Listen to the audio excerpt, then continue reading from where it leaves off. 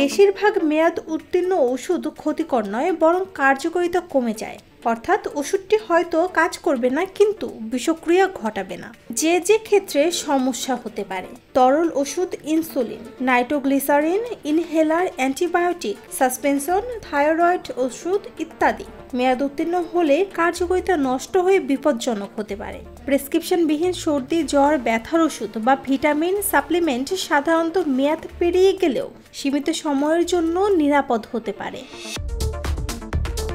কিন্তু প্রেসক্রাইব করা ঔষধ যেমন অ্যান্টিবায়োটিক, ইনসুলিন, ব্লাড থিনার নিয়ে চিকিৎসকের পরামর্শ ছাড়া মেয়াদ উত্তীর্ণ ব্যবহার করা একদম উচিত নয়।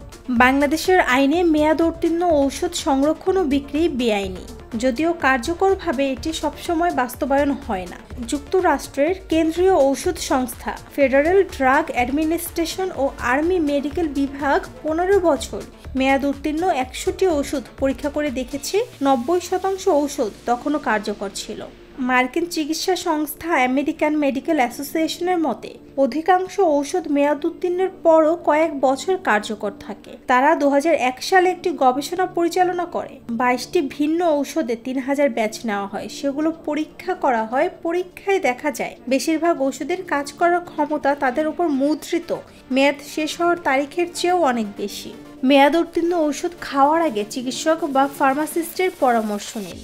ওষুধ ঠান্ডা, শুষ্ক ও অন্ধকার স্থানে সংরক্ষণ করুন। অ্যান্টিবায়োটিক, ইনসুলিন, হার্টের ঔষধ, তরল ঔষধ, ইনজেকশন, ইনহেলার মেয়াদ শেষ হলেই বাদ দিন। মেয়াদ উত্তীর্ণ ওষুধ মানেই বিষ নয়, আবার শতভাগ নিরাপদ নয়। কিছু ঔষধ কার্যকারিতা হারিয়ে প্রাণঘাতী হতে পারে।